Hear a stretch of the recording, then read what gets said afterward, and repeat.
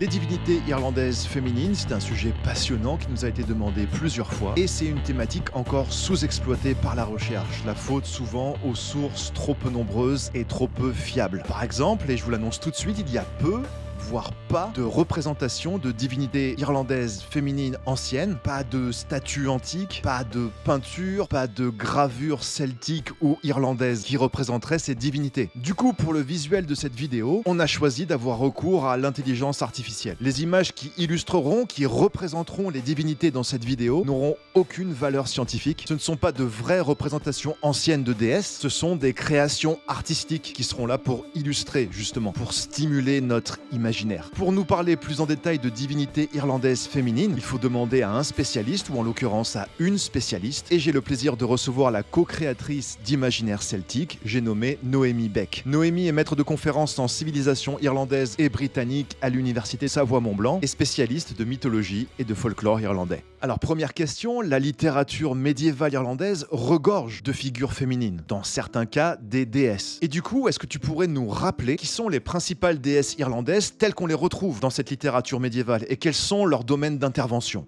La mythologie irlandaise et le folklore irlandais se composent de différentes divinités féminines et personnages surnaturels féminins qui ont des fonctions différentes. Certaines divinités sont en lien avec la terre, d'autres avec la guerre. Certaines personnifient les eaux d'une rivière, d'un lac, de la mer. D'autres divinités sont plus particulièrement attachées à la souveraineté ou bien au savoir absolu. La plupart des divinités irlandaises ont plusieurs fonctions, voire toutes ces fonctions réunies. Si l'on commence avec les déesses de la guerre, le trio le plus puissant et le plus connu est celui de Lamorienne, Boiv et Mara, dont on a déjà parlé l'année dernière dans l'interview sur Lamorienne, que je vous invite à aller voir. Pour les déesses en lien avec la terre, les déesses terre-mère, la plus connue, selon moi, est Dana, qui est aussi appelée Danu, Anna, Anu. On ne connaît pas grand-chose sur elle, il n'y a pas de légende qui raconte qui elle était. On sait juste que c'est la mère des tribus de divinités irlandaises. En effet, les Tuatha Dé Danann, ce sont les tribus de la déesse Dana. Alors il y a un autre trio de déesses terre-mère, c'est celui de Eriu, Banba Fotla, qui sont trois déesses qui personnifient en fait la terre d'Irlande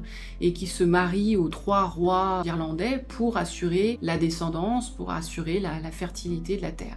Concernant la souveraineté qui est en lien direct avec le territoire et la terre, la plus connue selon moi, c'est la reine Maeve du Cornort qui lance la fameuse radia des vaches de Cooley contre l'Ulster et son grand héros Cuchulainn. Alors il y a d'autres divinités qui sont en lien avec la guerre, je vais vous en donner un exemple, c'est la déesse guerrière Skahar qui habite sur l'île de Skye en Écosse, qui est une guerrière connue pour former et entraîner les futurs héros, les futurs guerriers de l'Irlande. Par exemple, c'est elle qui forme Cuchulainn, le héros d'Ulster, elle lui apprend les arts martiaux et elle lui donne aussi cette lance qui permet de tuer tous les ennemis puisqu'elle ne manque jamais sa cible. On a aussi d'autres divinités qui sont en lien direct avec un territoire particulier et une tribu particulière. Ces divinités protectrices d'un territoire et qui sont donc des souveraines, qui sont des reines, les légendes insistent sur le nombre impressionnant de maris qu'elles ont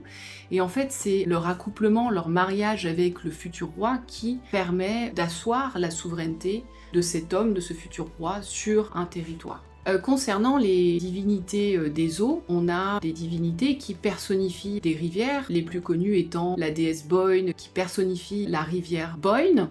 On a Shannon qui personnifie la rivière Shannon. La mythologie raconte que autour de la source de Boyne, il y a des noisetiers du savoir et les noisettes tombent dans la rivière et infuse la rivière de ce savoir absolu. Et dans cette rivière, il y a des saumons. Et il y a un saumon en particulier, qui s'appelle le saumon du savoir, qui mange ces noisettes du savoir, et qui donc possède ce savoir absolu. Or, un jour, un géant finit par réussir à pêcher ce saumon du savoir. Donc il fait un feu sur la rive de la Boyne. Et là-dessus arrive le grand héros de Leinster, Finn McCool, qui voit la scène et qui est attiré par l'odeur du saumon. Et donc qui s'approche de plus en plus et le touche. Et en fait, il se brûle le pouce sur le saumon et il met son pouce dans la bouche. Et c'est ainsi que Finn McCool réussit à obtenir le savoir absolu. Donc dans les légendes, à chaque fois que Finn McCool est dans une situation difficile, il va mettre son pouce dans la bouche pour savoir ce qu'il doit mettre en œuvre pour connaître en fait le futur. Alors très souvent, les figures divines féminines sont associées à la terre, au rythme des saisons. Est-ce que c'est le cas aussi en Irlande? Selon moi, toutes les divinités féminines, personnages surnaturels féminins sont en lien avec la terre et la fertilité. Si on reprend l'exemple des déesses souveraines qui protègent une tribu, un territoire, eh bien elles protègent ce territoire parce qu'elles le personnifient et qu'elles apportent fertilité à la tribu. Maintenant, on a des déesses qui ont des caractéristiques agraires très prononcées. C'est le cas de Mara, dont le nom en irlandais signifie enclos pour traire les vaches. C'est aussi le cas de la Morian, un texte la décrit en train de labourer un champ. C'est le cas de Taltu. Taltu est une des reines des Firbolg et elle défriche toutes les forêts d'Irlande et elle en meurt d'épuisement. Il y a aussi des personnages surnaturels féminins, comme les Kailar, qui sont étroitement liés aux moissons et au rythme des saisons. Ces hags, vieilles femmes, vont représenter la période sombre, c'est-à-dire l'automne et l'hiver, ainsi que les temps de misère, et à la période claire, donc printemps-été, elles vont prendre l'apparence d'une belle jeune femme. Alors les Kailar se retrouvent aussi bien dans la mythologie que le folklore, mais surtout dans le folklore, et dans les folklores irlandais, écossais, folklore de l'île de Man aussi. Elles sont étroitement liées au paysage. Il y a des légendes qui racontent que la Kailar jette des pierres de son tablier et que c'est comme ça que le paysage d'Irlande a été formé. Elle peut prévoir aussi les changements climatiques. Il y a des légendes aussi qui racontent qu'elle façonne le paysage avec ses ongles. Et enfin, il y a une tradition qui se trouvait dans le centre de l'Irlande. Les moissonneurs croyaient qu'un lièvre, alors le lièvre c'est un personnage typique de l'Irlande rurale, qu'un lièvre se cachait dans les épis de blé. Et lorsque les moissonneurs commençaient à couper les épis, eh bien le lièvre se déplaçait d'un épi à un autre, jusqu'à ce qu'il n'en reste plus qu'un. Et la tradition voulait que le dernier fermier qui coupe ce dernier épi devait entretenir la Kailar tout l'hiver. Alors ce fermier, il pouvait rapporter cet épi dans sa maison et l'accrocher dans sa maison, et cela lui portait chance. Ses voisins, s'ils lui voulaient du mal, pouvaient voler cet épi, l'enterrer ou le brûler afin de lui porter malheur. Est-ce que certaines déesses peuvent avoir des pouvoirs de transformation, notamment en animal, comme on a pu le voir par exemple dans la vidéo sur la Morian? Les déesses irlandaises peuvent se transformer en très belles jeunes femmes, ou alors, à l'opposé, en vieilles femmes, ces fameuses hags, Kailar. Elles peuvent aussi se transformer en divers animaux. C'est le cas de la Morian, qui a des pouvoirs thérianthropiques, puisqu'elle peut se transformer en corbeau, notamment en contexte de guerre, mais aussi pour annoncer la mort d'un héros. Dans la Radia des Vaches de Cooley, il y a une scène qui raconte que la Morian tente de séduire Coroline sous l'apparence d'une très belle jeune femme, mais le héros la repousse. Donc pour se venger, elle l'attaque par 3 fois. D'abord sous la forme d'une anguille, puis sous la forme d'une louve, et enfin d'une génisse rouge sans cornes. Mais à chaque fois, le héros parvient à la repousser et la blesse à un membre. Donc pour se venger, elle se transforme en vieille femme, en hag, et elle se met dans une étable où elle commence à traire une vache. Coroline arrive et elle lui propose de boire du lait. Or, le héros a un tabou. Il ne peut pas refuser une proposition de dîner, de repas ou de boisson. Donc il est forcé d'accepter. Et à chaque gorgée qu'il boit, et il en boit 3, cette gorgée guérit une des 3 blessures de la Morian. À la fin, elle lui annonce que c'est elle, la Morian, et qu'elle a réussi à se venger de lui. Alors, ces figures divines féminines, quelles sont leurs relations justement avec les figures masculines, qu'on parle de divinité ou d'être humain en général?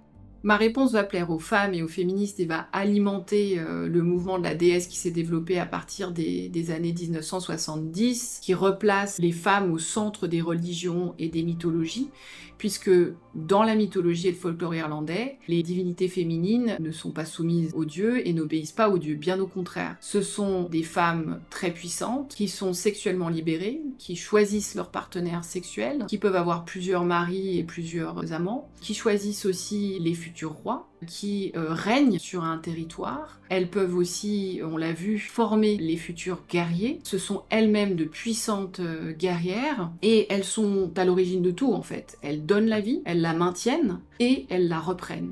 Alors je ne dis pas que elles sont supérieures aux dieux, pas du tout. Elles sont sur un pied d'égalité, puisque les dieux ont exactement les mêmes caractéristiques et les mêmes pouvoirs. Ce sont des dieux guerriers, ce sont des dieux souverains, qui apportent aussi la fertilité au territoire et à la tribu. Alors, est-ce que tu pourrais nous conter une histoire particulièrement représentative telle qu'on la retrouve dans la littérature médiévale irlandaise? Alors je vais vous conter l'origine de la rivière Boyne. Donc la rivière Boyne prend sa source dans le comté de Kildare et se jette dans la mer d'Irlande, dans l'est de l'Irlande. La légende raconte que Boyne était la femme de Nerten et que Nerten possédait sur sa propriété un puits magique qui était très dangereux et maléfique. Seul lui et ses échansons pouvaient y avoir accès. Mais bien sûr, un jour, Boyne se décide à aller défier les pouvoirs magiques du puits. Donc elle en fait 3 fois le tour, et à ce moment-là, 3 vagues surgissent du puits, la blessent et la défigurent. Donc elle part en courant, mais malheureusement pour elle, l'eau du puits la poursuit, jusqu'à la rattraper et l'ensevelir, et elle se noie. Donc le corps de la déesse devient la rivière. Et aujourd'hui, si on regarde bien, on peut apercevoir un bras ou une jambe ou les cheveux de la déesse formant la rivière Boyne. On a la même histoire pour le fleuve Shannon dans l'ouest de l'Irlande. La légende décrit qu'autour du puits, qui est en fait la source de la rivière,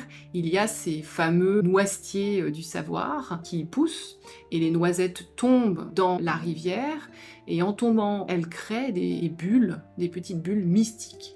Et Shannon, la déesse Shannon, est attirée en fait par ces bulles mystiques à tel point qu'elle plonge dans la rivière pour tenter de les attraper, et elle se noie dans la rivière, et c'est comme ça qu'elle devient la déesse du fleuve Shannon. Et de même, son corps est considéré comme étant le fleuve. On dit que les déesses pouvaient être représentées sous forme triple. On appelle ça parfois les matronae. Est-ce qu'on retrouve également cette notion de triplicité en Irlande? Et si oui, comment est-ce que d'après toi, on pourrait expliquer ce motif récurrent?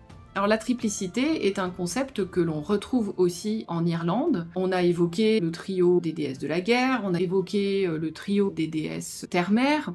La déesse Bridget est aussi une déesse sous forme triple, puisque le glossaire de Cormac, qui date de 900 après Jésus-Christ, la décrit comme étant une déesse protectrice des forgerons, des poètes et des médecins. Donc clairement, c'est une même déesse sous forme triple avec différentes fonctions, différentes facettes. Dans la mythologie irlandaise, il existe 3 maras, 3 figures qui, selon moi, ne sont pas des figures provenant d'une même divinité, comme c'est le cas pour Bridget, mais qui sont 3 déesses différentes qui portent le même nom. La première Mara, c'est la femme de Neved. Neved, c'est le 3e envahisseur de l'Irlande, et on ne sait pas grand-chose en fait sur sa femme, Mara, qui est la première de sa communauté à mourir et qui est enterrée dans la terre d'Irlande, en Ulster, et qui est donc associée clairement à la terre. La deuxième Mara, c'est Mara aux cheveux roux, la reine d'Ulster. L'histoire raconte qu'elle doit accéder au trône parce que c'est la fille d'un des 3 rois d'Ulster. Or, son père meurt, et les 2 autres rois refusent qu'elle accède au trône. Donc elle met en place une stratégie, un plan. Elle décide de se marier à l'un des 2 rois, et un jour, elle part dans le Cornort pour rencontrer les fils du roi, donc de son mari, qui sont en train de rôtir un cochon et qui l'invitent à dîner. Elle leur propose, chacun à leur tour, de venir avec elle dans les bois pour avoir une relation sexuelle. Donc chacun à leur tour la suivent. En fait, elle n'a pas de relation avec eux, mais elle les ligote et elle les emmène de force en Ulster, où elle les force à bâtir un fort qui porte son nom, Awin Waha, qui est le fort de Navan, dans le comté d'Armagh en Irlande du Nord.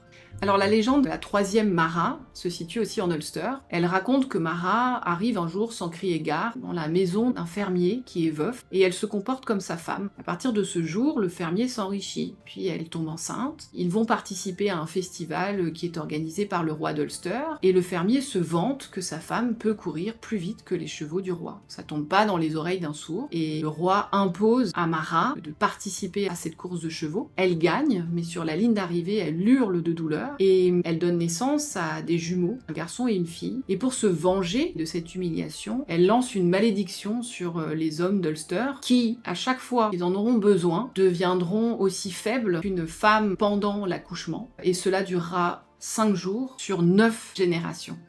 Alors ces 3 maras peuvent être envisagés comme une seule et même figure sous forme triple, pourquoi pas, ou bien parce qu'on a 3 histoires distinctes, on pourrait penser que ce sont 3 figures différentes portant le même nom. Alors on retrouve ces déesses dans la littérature médiévale, les mythes, les épopées, plein de textes différents. Et cette littérature médiévale est censée s'inspirer de croyances celtiques plus anciennes. Et de toute façon, on sait que cette littérature a été fortement christianisée. Est-ce que c'est le cas aussi pour les déesses? Est-ce que ces déesses irlandaises de la littérature médiévale sont fortement christianisées d'après toi? Alors les déesses apparaissent dans tout le folklore de l'Irlande, ainsi que dans les 4 cycles de la mythologie, que ce soit le cycle mythologique, le cycle de Leinster, le cycle d'Ulster, le cycle des rois. Et oui, elles ont bien sûr des caractéristiques chrétiennes, elles ont été christianisées. Pourquoi? Parce que les légendes celtiques ont été mises par écrit par des moines chrétiens à partir du 7e siècle. Donc c'est des divinités qu'on pourrait considérer quelque peu hybrides, parce qu'elles ont des caractéristiques celtiques, pré-chrétiennes, elles ont des caractéristiques chrétiennes, mais elles ont aussi des caractéristiques gréco-romaines, des caractéristiques nordiques dues aux différentes influences pendant la période médiévale.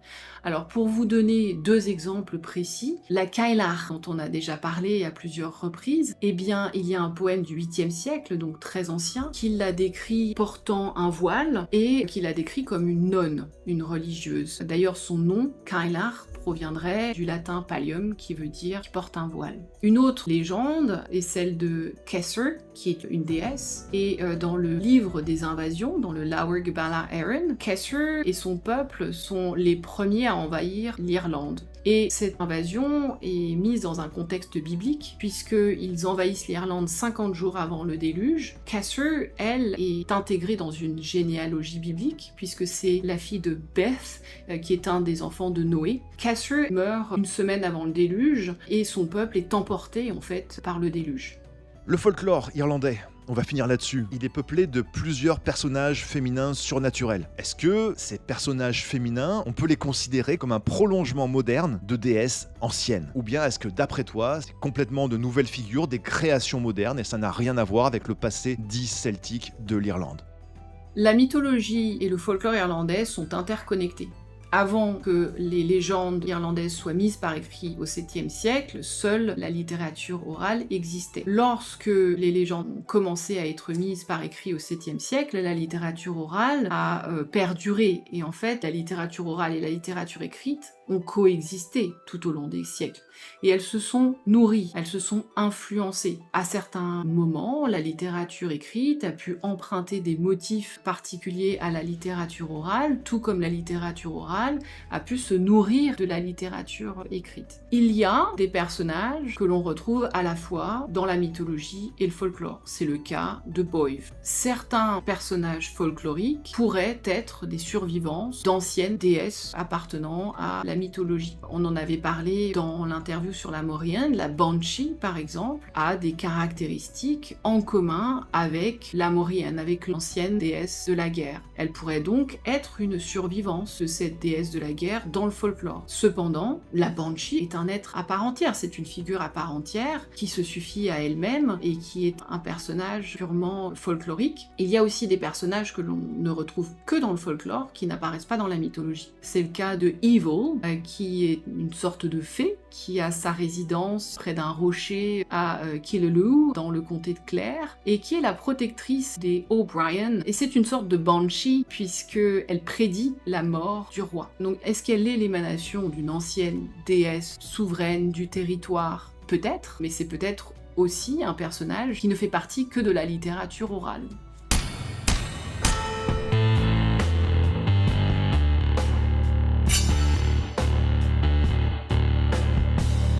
Un grand merci à Frédéric pour cette belle interview. N'oubliez pas de vous abonner à notre chaîne, de liker et de partager. Alors, si vous voulez en savoir plus sur les divinités féminines irlandaises, vous pouvez consulter des ouvrages généraux sur les déesses dites celtiques, c'est-à-dire entre autres d'Irlande, de Grande-Bretagne et de Gaule. Car il existe en fait peu d'ouvrages centrés sur les déesses irlandaises. Alors promis, j'y pense, ça pourrait être un beau projet de publication. En attendant, laissez-vous inspirer par ces figures féminines, que vous soyez artiste, conteuse, conteur, sorcière, sorcier ou tout simplement un parent comme moi qui aime raconter des histoires incroyables à ses enfants le soir avant d'aller dormir.